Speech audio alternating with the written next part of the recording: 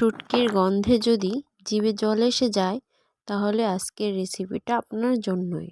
আজ বানাবো লইট্টা শুটকি দিয়ে কচুরলতি। এমন একটা রান্না একবার খেলেই বারবার মনে পড়বে। আসসালামু আলাইকুম, আমি রত্না, স্বাগতম রত্নাস লাইভ 007-এ।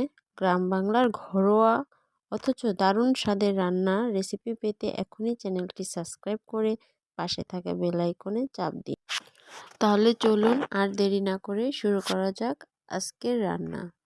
আমি আজকে রান্না করার জন্য প্রথমেই কড়াইতে পানি দিয়ে সেখানে শুটকি মাছগুলো একটু সিদ্ধ করে নিব। এরকম শুটকি মাছগুলো পানির মধ্যে দিয়ে গরম করে নিলে ধুতে সুবিধা হয়, উপরের ময়লাগুলো চলে যায়। এবার আমি কড়াই থেকে শুটকিগুলো নামিয়ে নিব। নামিয়ে নিয়ে ভালো করে ধুয়ে নেব। এবার প্রথমেই কড়াইতে তেল গরম করে নিচ্ছি। তেল গরম হয়ে গেলে এখানে দিয়ে দিব আমি পেঁয়াজ কুচি এবং কাঁচা ঝাল। ভালো করে পেঁয়াজ ভেজে নিব। এখন দিচ্ছি লইট্টা শুটকি। শুটকি একটু ভাজলেই কিন্তু আসল ফ্লেভার বের হয় আসে, এই গন্ধটাই পুরো রান্নার প্রাণ।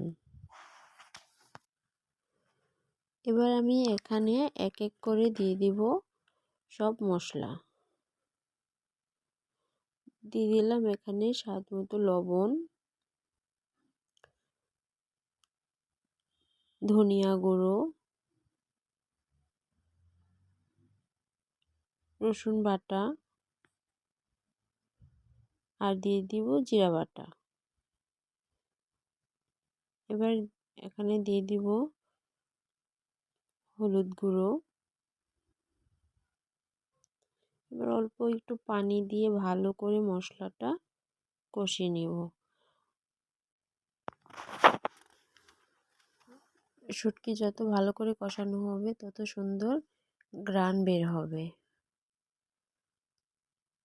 এই মশলা আর শুটকি কষানো হয়ে গেলে এখানে আমি দিয়ে দিব ভালো করে পরিষ্কার করে রাখা কচুরলতি। এবার কচুরলতি দিয়ে ভালো করে নেড়ে চেড়ে নিব। নেড়ে চেড়ে একটু কচুরলতি শুটকি ভালো করে কষিয়ে নিব। এই যে এরকম কষানো হয়ে গেছে। এবার আমি এখানে দিয়ে দিব সামান্য পরিমাণে পানি।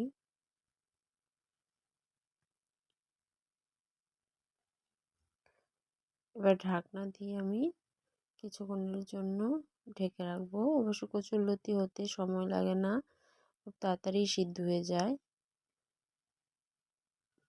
এই যে এরকম হয়ে গেছে।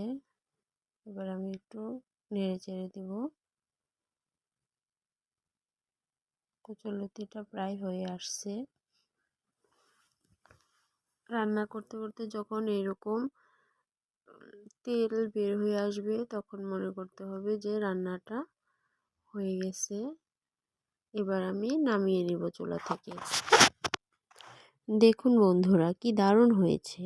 ভাতের সাথে এই লইট্টা শুটকি কচুরলতি এক কথায় অসাধারণ। ভিডিওটি ভালো লাগলে অবশ্যই একটা লাইক দিন, কমেন্ট করে জানান আপনারা শুটকি দিয়ে আর কি কি রান্না খেতে চান। নতুন ভিডিও পেতে রত্নাস লাইভ 007-এর সাথেই থাকুন। আবার দেখা হবে নতুন আরও একটি ভিডিও নিয়ে। ততক্ষণ সবাই ভালো থাকুন, সুস্থ থাকুন এই কামনাই করি। আল্লাহ হাফেজ।